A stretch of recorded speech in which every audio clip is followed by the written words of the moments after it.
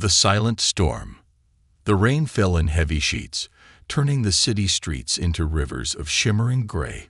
Detective Sarah Blake sat in her car, the engine idling, her fingers drumming against the steering wheel as she watched the somber procession filing into St. Peter's Church. Her partner, Detective James Carter, returned with 2 steaming cups of coffee, his face grim as he slid into the passenger seat.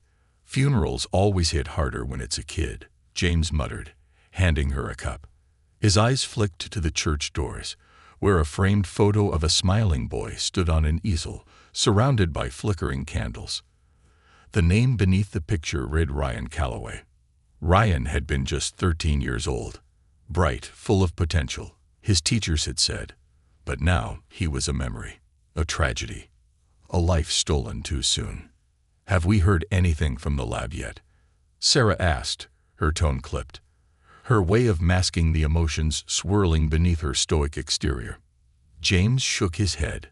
"Nothing new, just like every other lead we followed." The silence between them grew heavy. They both knew this wasn't an ordinary case. The brutality of Ryan's death had sent shockwaves through the community. A small, quiet town like theirs wasn't supposed to have these kinds of crimes, especially not against children. Inside the church, sobs echoed through the stone walls as Ryan's parents, Melissa and Greg Calloway, clung to each other. Melissa's face was pale, her hands trembling as she clutched a crumpled tissue. Greg's expression was harder to read, his jaw set, his eyes fixed on the casket draped in white flowers. Sarah and James entered the church quietly, standing at the back. They weren't just investigators today. They were also witnesses to the devastation this case had wrought. They exchanged brief nods with other officers scattered among the mourners, their presence a solemn reminder of the ongoing investigation. As the priest's voice rose and fell in prayer, Sarah's mind wandered to the crime scene. The park where Ryan had been found was a place meant for laughter and play, not blood and despair. She could still picture the small clearing where his body had been discovered, the twisted marks in the dirt that told a story of struggle and fear. But the one detail that haunted her the most was Ryan's face, eerily calm, as if resigned to his fate. When the service ended, the detectives lingered near the entrance. Melissa approached them, her steps hesitant but her gaze fierce. "Detectives," she said, her voice hoarse, "please tell me you're getting closer. Please. We're doing everything we can, Mrs. Calloway," Sarah assured her, though the words felt hollow. "Everything you can." Melissa's voice cracked. "My son is dead. I need more than promises." Sarah met her gaze, her own resolve hardening. "We won't stop until we have answers." As Melissa turned away, Greg lingered, his eyes scanning the detectives. "Do you have kids, Detective Blake?" he asked abruptly. Sarah hesitated, then shook her head. "No." "Then you can't possibly understand what this feels like," Greg said, his voice flat. "But maybe you'll understand this. The longer this drags on, the more people will start asking why it happened in the first place. And they'll look to you for those answers." Before Sarah could respond, Greg walked away, leaving her with a bitter taste in her mouth. She had no kids of her own, but she didn't need to be a parent to recognize their pain. And Greg was right. People were already questioning how someone could target a child so brutally and leave so few traces behind. James broke the silence. "We need to push harder." "I know," Sarah replied. "And I'm not leaving any stone unturned. Not this time." Back at the precinct, Sarah pored over Ryan's file for the 100th time. His friends described him as kind, loyal, and a bit of a dreamer. But there was one detail that stood out. A recent argument with a classmate, Leo Spencer, over something trivial. According to witnesses, it had escalated beyond the usual playground squabble. Leo was 12 years old, quiet, polite, never on anyone's radar, until now. "Leo's name keeps coming up," Sarah said to James as they sat in the dimly lit conference room. "His teachers said he's been acting strange, withdrawn." James frowned. "Strange how?" "Skipping classes, refusing to speak when called on. and aunts. She flipped through the notes. He shouted at another student for bumping into him. That's completely out of character, according to his teacher. James leaned back, crossing his arms. You think he knows something? Sarah hesitated.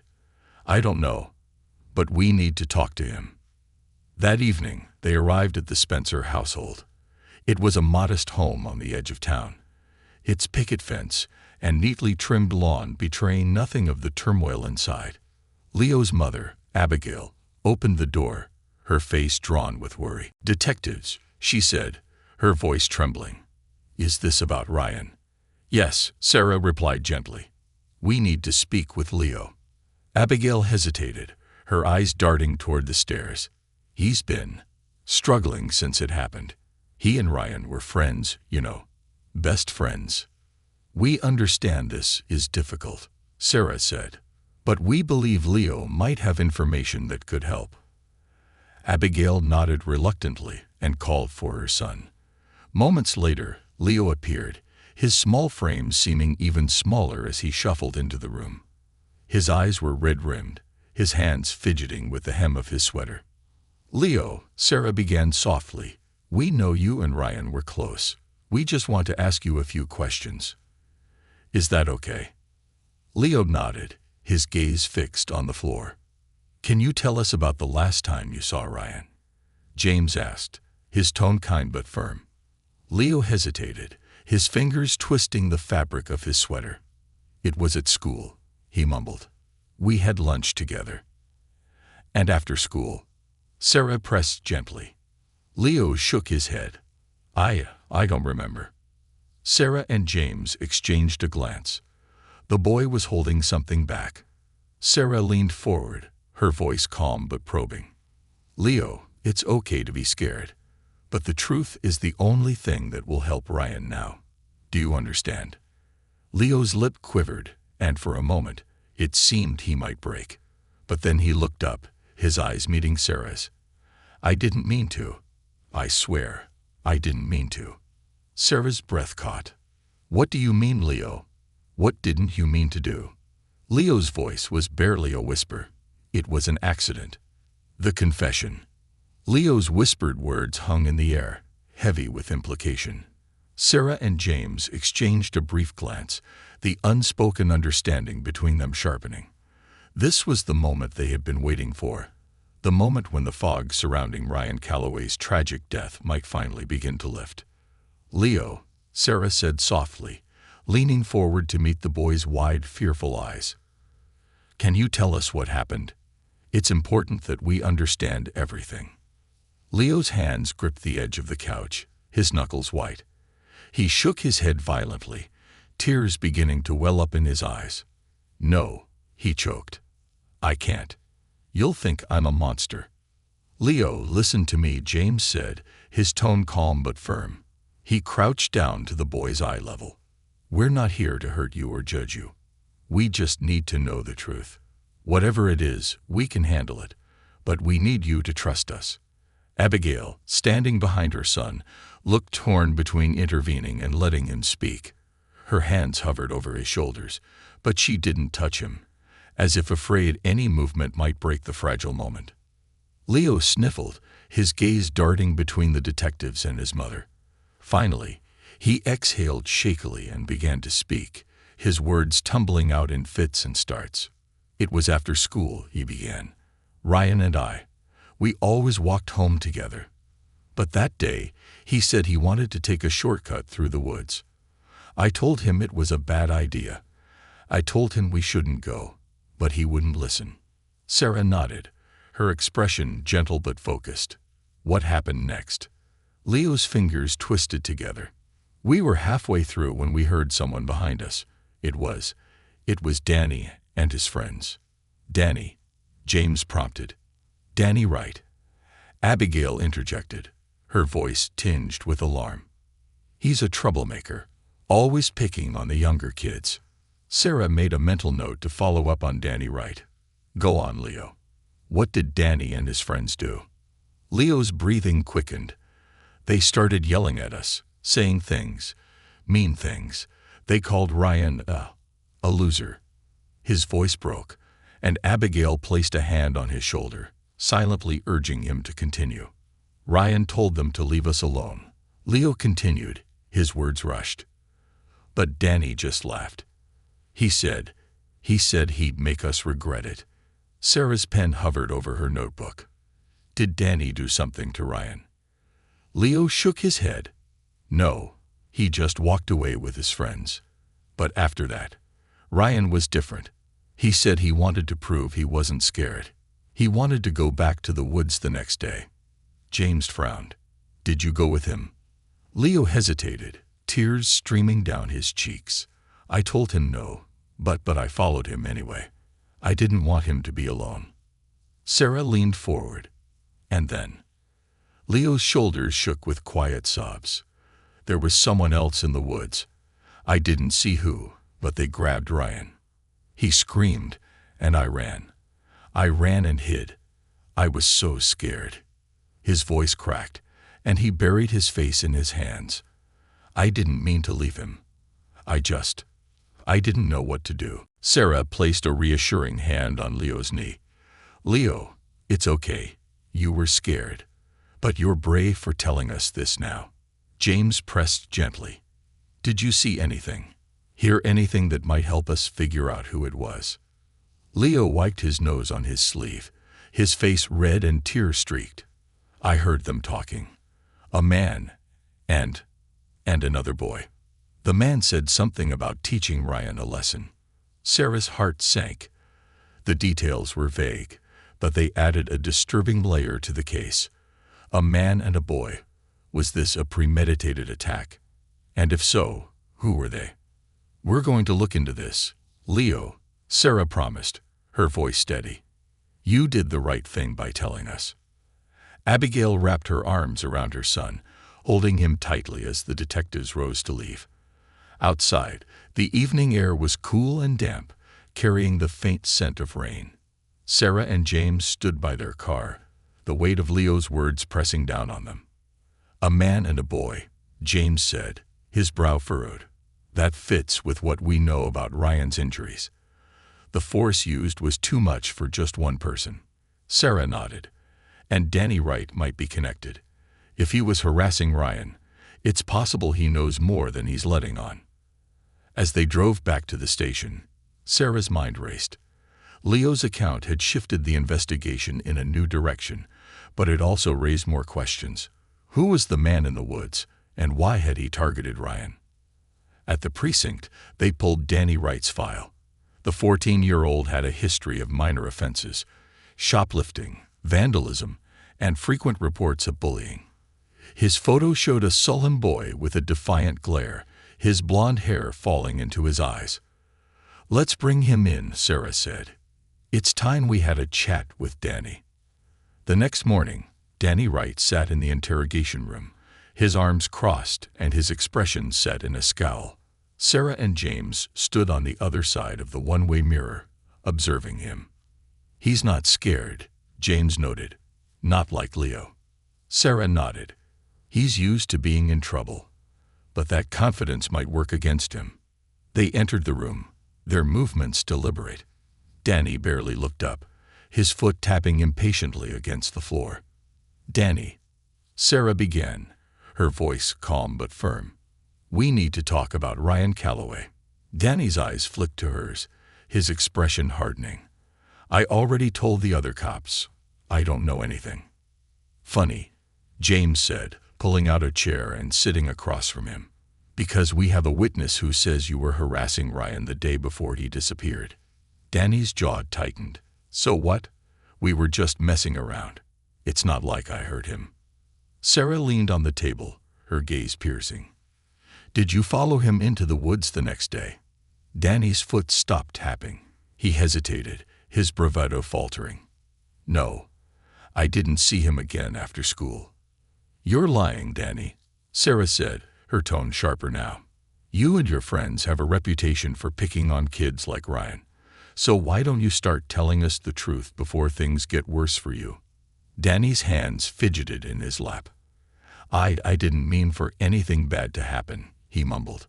We just wanted to scare him. That's all. James leaned forward. "Who's we, Danny? Who else was with you?" Danny's gaze darted between the detectives, panic setting in. I can't say." "You can. And you will," Sarah pressed. "If you're covering for someone, now's the time to come clean." Danny swallowed hard, his voice barely audible. "It was my uncle." "Your uncle?" James repeated, exchanging a glance with Sarah. "What's his name?" Danny hesitated, then muttered, "Even." Sarah's blood ran cold. Even Wright, Danny's uncle, was a name that had appeared in passing during their background checks. He had a criminal record that included assault and intimidation, but he hadn't been on their radar until now. "What did Evan do, Danny?" Sarah asked, her voice low and steady. "Did he hurt Ryan?" Danny's face crumpled, and he buried his head in his hands. It wasn't supposed to happen. He said he just wanted to scare him, teach him a lesson. But then he got mad. Ryan tried to fight back, and Danny broke into sobs, his words tumbling out in a chaotic stream. Sarah and James exchanged grim looks. They finally had a name and a direction. As Danny continued to cry, Sarah rose from her seat, her resolve hardening. "We've got him now," she said to James. "Even Wright's not walking away from this." The hunt for the truth.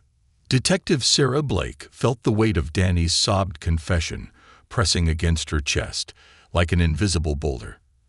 As she and James Carter left the interrogation room, the once clear picture of Ryan Calloway's murder now felt murkier, more twisted.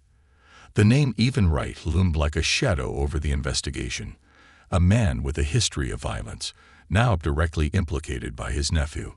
Sarah sat down at her desk, her fingers poised over her keyboard. She pulled up Even Wright's file. His photo stared back at her, a man in his early 30s with a gaunt face, hollow eyes, and a scruffy beard. His record was extensive: assault, intimidation, theft, but most of his charges had been reduced or dropped, thanks to lackluster witnesses and an aggressive defense. "We should have flagged him earlier," Sarah muttered, frustration lacing her tone. James leaned against her desk, crossing his arms. "Hindsight won't help us now. Let's focus on what we know." "Right," Sarah said, pulling up her notes. "Danny said Even wanted to teach Ryan a lesson. We need to figure out why. Was it a random act, or was Ryan targeted for a specific reason?" James frowned. "Danny's too scared to give us the full story. But we might find something in Even's background." They began digging, combing through every scrap of information they could find on Even Wright. His childhood was marked by abuse and neglect, a revolving door of foster homes and juvenile detention facilities. As an adult, he bounced from one low-paying job to another, never holding steady employment. His record revealed a pattern of lashing out at authority figures and preying on those weaker than him. "What about connections to Ryan or his family?" James asked. Sarah scanned further. "Nothing concrete yet. But look at this. Even was arrested 2 years ago for assaulting a teenage boy. The charge was dropped when the victim's family refused to testify." "Another kid," James said, his jaw tightening. "It's a pattern. He targets the vulnerable." Before they could delve deeper, Sarah's phone buzzed. She answered it, her posture stiffening as she listened. When she hung up, her expression was grim. "That was Uniform Patrol," she said. "They found Evan's car abandoned near the old mill on the outskirts of town." James grabbed his jacket. "Let's move." The mill was a relic of the town's industrial past, its crumbling walls and broken windows a stark contrast to the manicured suburbs nearby. Police tape fluttered in the wind as officers combed the area, their flashlights casting long shadows across the overgrown grounds. Sarah and James arrived, their boots crunching against the gravel. The abandoned car was parked haphazardly near the entrance, its doors unlocked. Inside, they found fast food wrappers, an empty water bottle, and a torn map of the town. "No sign of him," one officer reported, "but we're expanding the search perimeter." Sarah peered into the car, her instincts tingling. He didn't leave this here for no reason, she said. Even smart enough to know we'd track it. James nodded. He's trying to buy time, or lure us into a trap. As they examined the area, Sarah's gaze fell on a set of footprints leading toward the mill. The pattern was uneven, as if the person had been limping. "Look," she said, pointing them out. "These are fresh." They followed the trail cautiously, their flashlights illuminating the path. The air inside the mill was thick with dust and the faint scent of mildew. Broken machinery and rusted pipes cast eerie shadows, creating a labyrinth of hiding spots. "Stay sharp," James warned. The footprints led them deeper into the building, past a collapsed staircase and into a large open room. There in the corner, they found signs of recent activity. A sleeping bag, a half-empty bottle of water, and a pile of old newspapers. "He's been here," Sarah said, her voice hushed. "But he's not staying put." As they continued their search, a faint noise echoed through the building. It was a soft, metallic clinking, like chains being dragged across the floor. "Did you hear that?" Sarah whispered, her hand instinctively resting on her holstered weapon. James nodded, his body tense. They moved toward the sound, their footsteps careful and deliberate. The noise grew louder as they approached a side room with a heavy, partially open door. Sarah gestured for James to take the lead.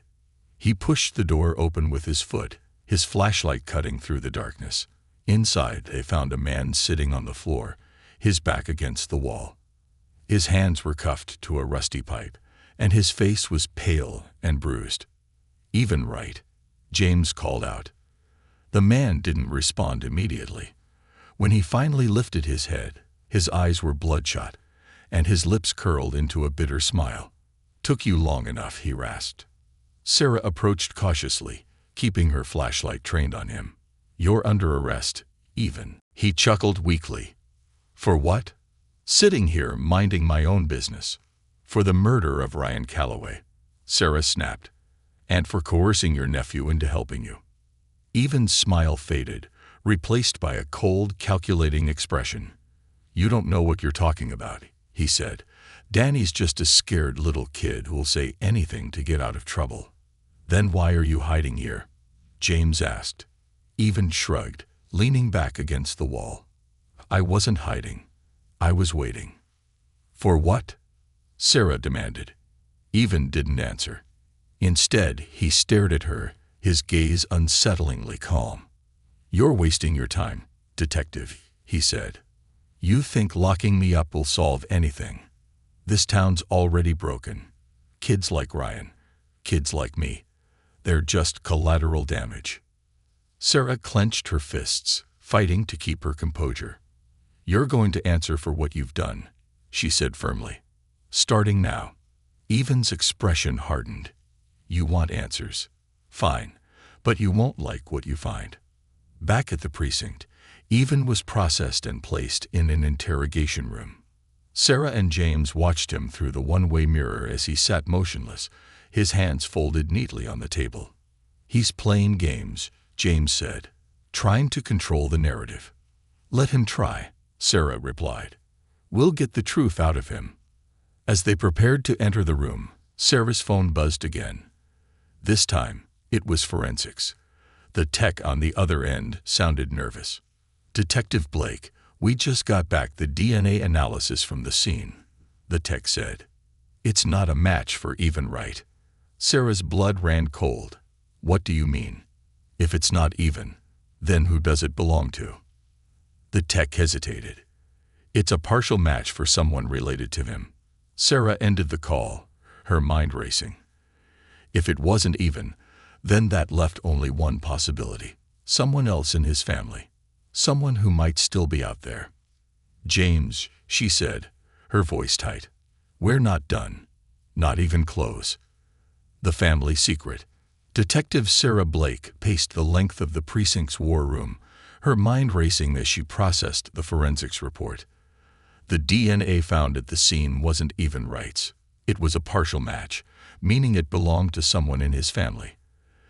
A chilling revelation that opened more questions than it answered. James Carter sat at the table, flipping through their notes on the Wright family. It could be a sibling, a cousin, someone we haven't connected to Evan yet, he said, his voice steady despite the grim implications. Danny's already terrified of Evan, Sarah replied. If there's someone else involved, someone more dangerous, he might be too scared to talk.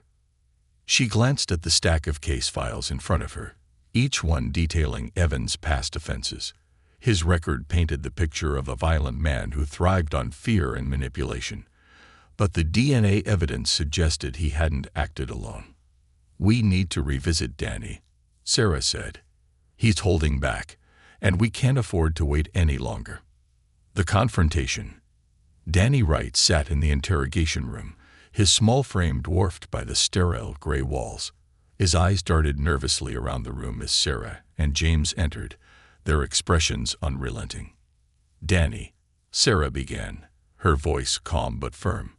We need to talk about the DNA we found at the scene. Danny's head snapped up, his eyes wide. I already told you. Evan made me go with him. I didn't want to do anything bad.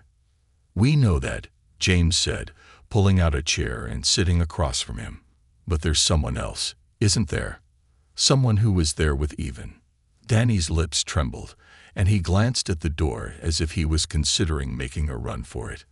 I can't say, he whispered. If I do, they'll come after me. Sarah leaned forward, her gaze steady. Danny, listen to me. We can protect you, but we can't help you if you don't tell us the truth. Tears welled up in Danny's eyes. He hesitated for a long moment before finally speaking. It's my dad, he said, his voice barely audible. Sarah and James exchanged a stunned glance. Your dad, James repeated, his tone sharper than he intended. What's his name? Danny sniffled, wiping his nose on his sleeve. Tom Wright. The name hit Sarah like a thunderclap. She quickly searched their database, pulling up Tom Wright's file. He was Evan's older brother, a man with a spotless record. Or so it seemed. Married, 2 kids, a steady job in construction.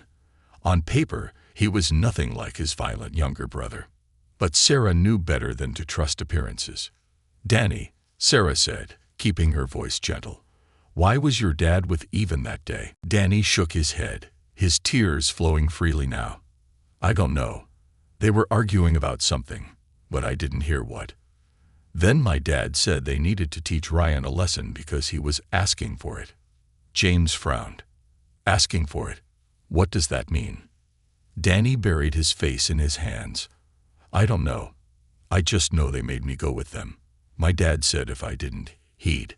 He broke off, his sobs making the rest of his sentence unintelligible. Sarah's stomach churned. The thought of a father involving his son in such a heinous crime was almost too much to bear. But Danny's terror was genuine, and his account matched the timeline they had pieced together. The web tightens. Sarah and James left Danny in the care of a social worker and began assembling a case against Tom Wright. It wasn't long before they uncovered troubling inconsistencies in his seemingly perfect life. Financial records showed large, unexplained cash withdrawals over the past year, money that coincided with Evan's sporadic appearances in town. Witnesses reported seeing Tom and Evan arguing at a bar 2 nights before Ryan's death. And most damning of all, Tom's phone pinged near the park on the day of the murder. We've got enough for a warrant, James said, slamming the file shut. Sarah nodded.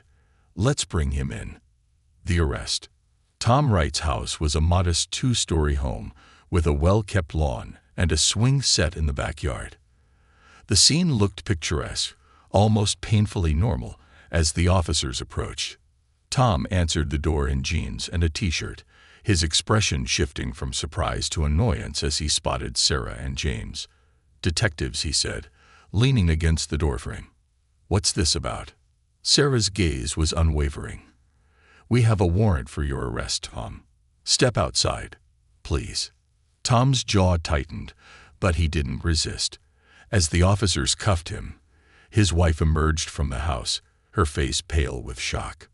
Tom, what's going on? Call my lawyer, Tom said sharply, ignoring her question. As they escorted him to the squad car, Sarah couldn't help but notice the lack of fear in his eyes. He wasn't panicked or defensive. He was calm, calculating, as if he had already prepared for this moment. The interrogation. In the interrogation room, Tom sat with his arms crossed, his demeanor icy and composed. Sarah and James entered, their expressions equally steely. "Do you know why you're here, Tom?" Sarah asked, taking the seat across from him. Tom smirked faintly. "I can guess. Let me save you some time. I had nothing to do with that kid's death." James scoffed. "You expect us to believe that? We've got witnesses placing you at the scene, DNA evidence linking you to the crime, and a confession from your son." Tom's smirk faltered, but only for a moment. Danny doesn't know what he's talking about. He's a scared little boy who'll say anything to get out of trouble. Sarah leaned forward, her gaze piercing. "Danny's scared because you made him complicit in a murder. He told us everything, Tom. About how you and Even took Ryan into the woods. About how you wanted to teach him a lesson." Tom's jaw tightened, but he didn't respond. "You think you're protecting your family?" Sarah pressed. "All you've done is destroy it. Ryan is dead. Your son is traumatized. And you're about to spend the rest of your life in prison." For the first time, a flicker of emotion crossed Tom's face. Anger, frustration, maybe even guilt. But it was gone as quickly as it appeared. "You don't understand," he said finally, his voice low. "Ryan wasn't innocent. He—" "Stop," Sarah interrupted, her tone sharp. "Don't you dare try to justify what you did. Ryan was a child who stood up to your brother's bullying, and you killed him for it." Tom's silence was deafening, a shocking revelation. As Sarah and James left the interrogation room, they were met by Dr. Evelyn Marks, a psychologist assisting with Danny's case. "Detectives," Dr. Marks said, her expression grave. "I've been speaking with Danny, and there's something you need to know." Sarah's heart sank. "What is it?" Dr. Marks hesitated before answering. "Danny wasn't just a witness. He says his father forced him to participate in Ryan's death." The words hit Sarah like a punch to the gut. "What?" "He claims Tom made him hold Ryan down while Even finished it," Dr. Marks continued. "Danny's completely broken. He feels like he's to blame." Sarah's hands clenched into fists. The level of cruelty and manipulation involved in the case was staggering. Not only had Tom and Even taken an innocent life, but they had also shattered Danny's in the process. "We'll make sure Danny knows he's not to blame," Sarah said, her voice trembling with anger. "And we'll make sure Tom and Even pay for what they've done." The cracks in the wall. Detective Sarah Blake sat at her desk in the precinct, staring at the caseboard pinned with photos, evidence tags, and scribbled notes. In the center were Ryan Calloway's bright, smiling face and the grim mugshots of Tom and Even Wright. Around them spiraled a web of connections, motives, and questions. For the first time, the narrative was becoming clear, but clarity wasn't the same as closure. James Carter walked in with a steaming mug of coffee, setting it down beside Sarah. "You've been at this all night," he said, concern edging his voice. "We're not done, James," Sarah replied, rubbing her temples. "Tom's arrogance, Even's sadistic tendencies, none of it explains why they targeted Ryan. We're still missing something." James nodded.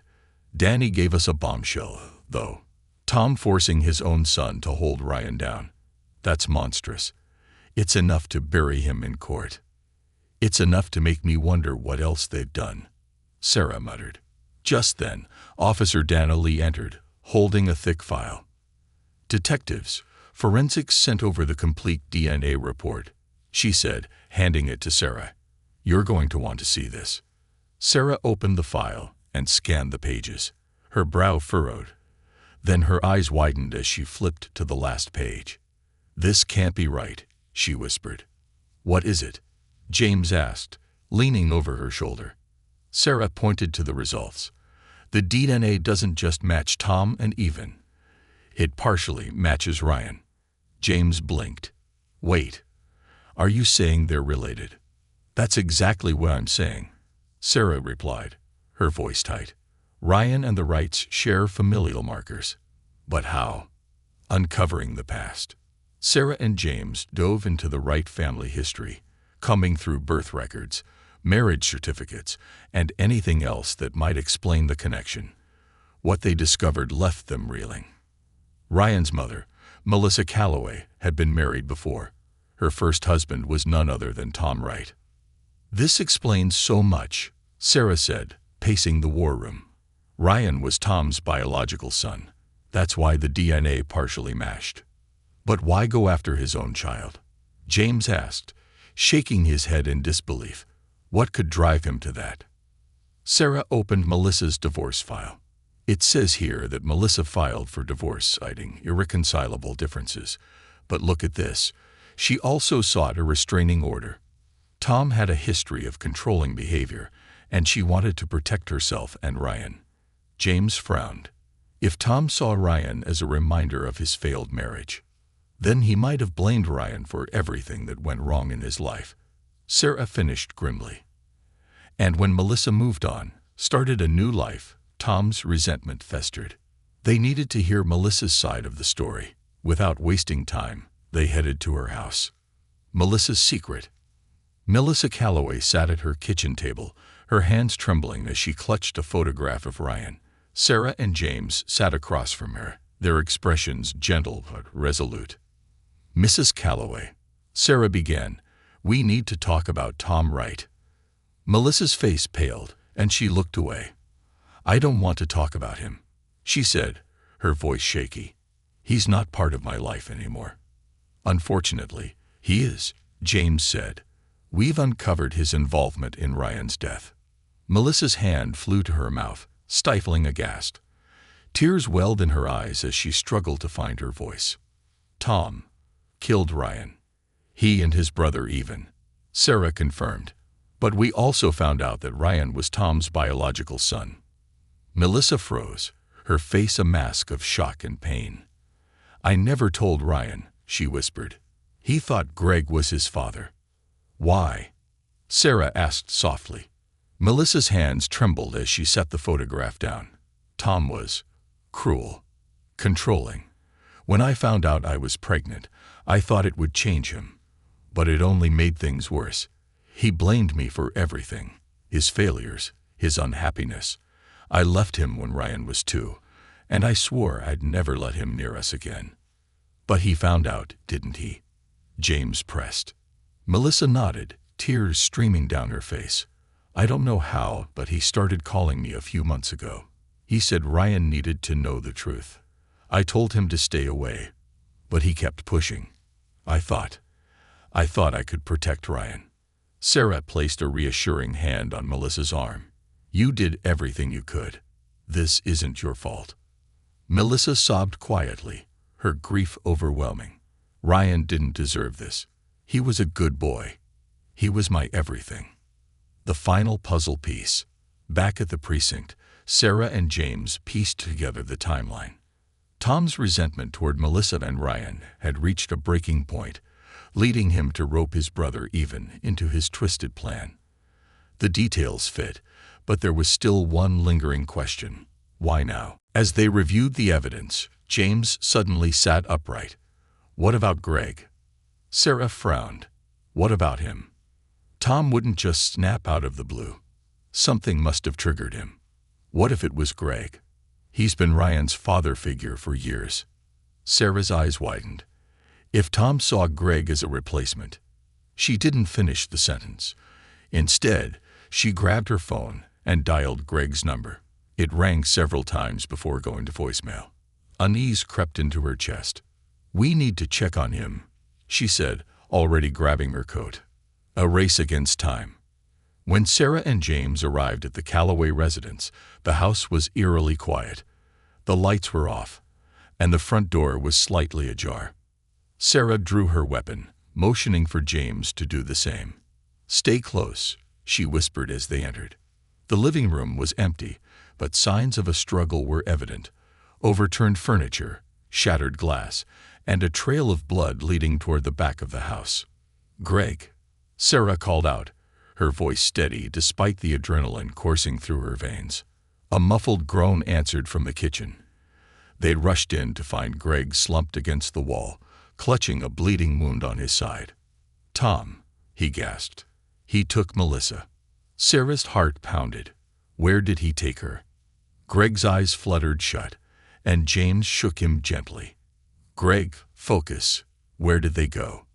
"The mill," Greg whispered before losing consciousness. Sarah and James exchanged a grim look. The abandoned mill, Evan's hideout, was about to become the final battleground. The mill revisited. The mill was shrouded in darkness as Sarah and James arrived with a team of officers.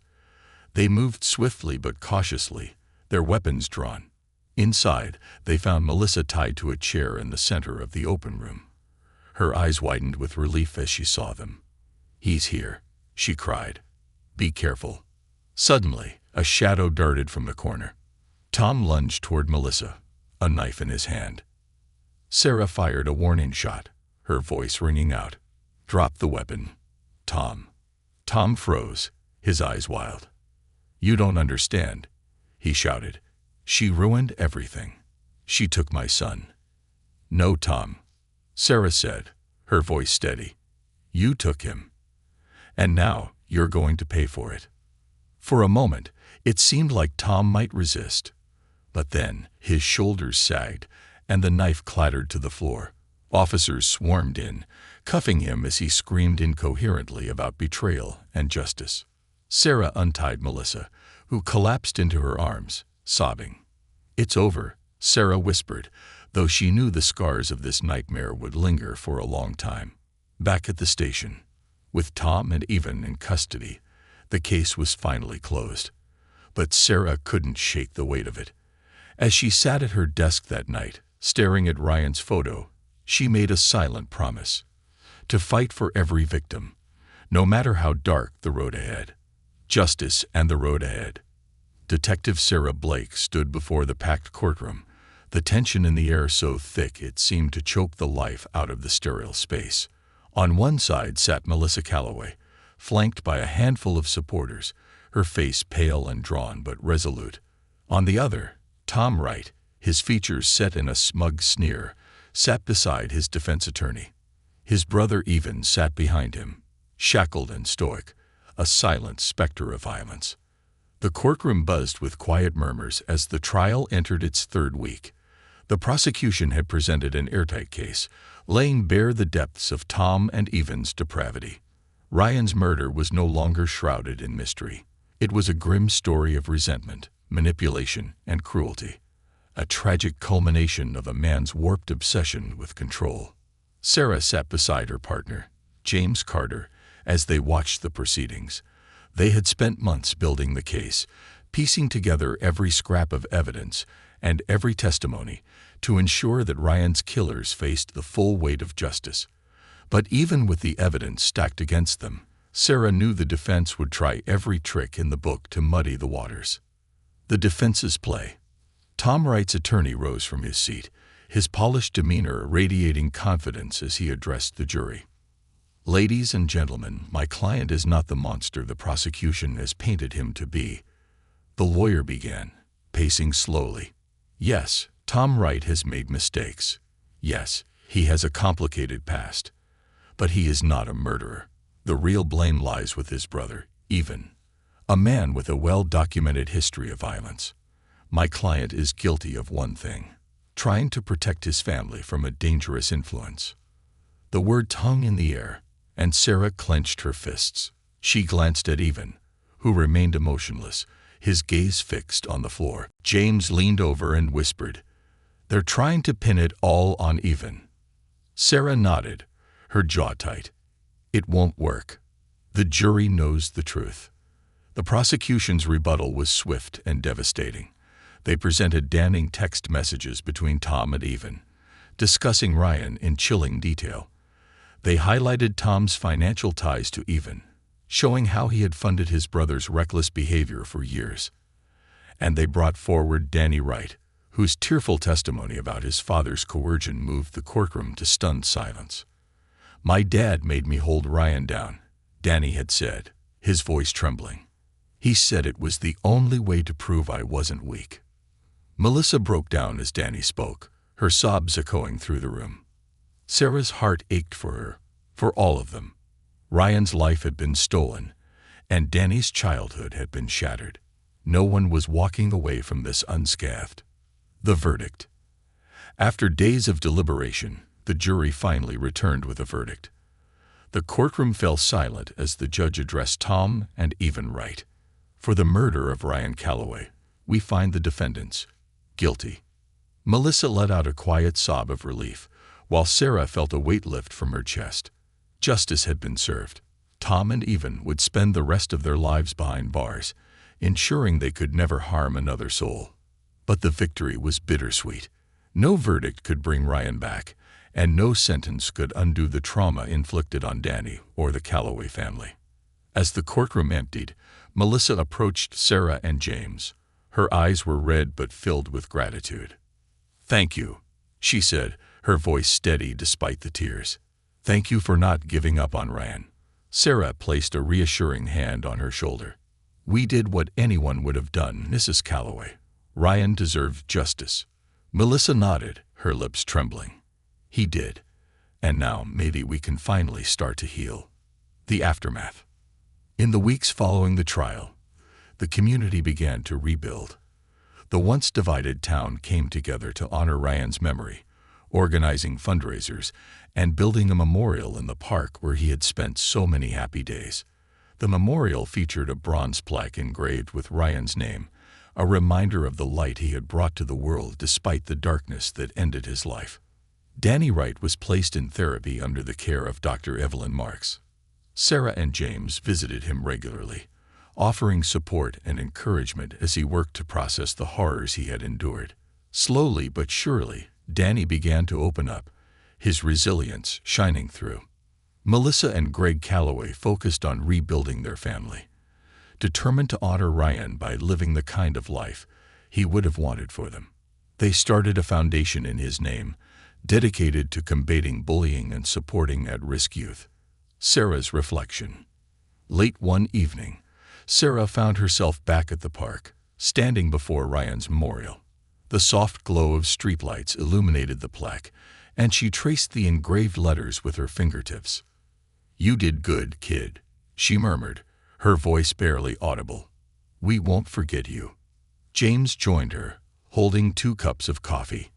He handed one to her, and they stood in silence for a while, watching the wind stir the trees. "You think we made a difference?" James asked eventually. Sarah nodded. "Yeah, I think we did, but there's always more to do." James smiled faintly. "You're not good at taking breaks, are you?" Sarah chuckled softly.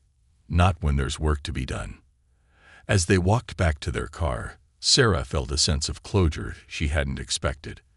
The case had tested her in ways she never imagined, but it had also reaffirmed why she had chosen this path in the first place.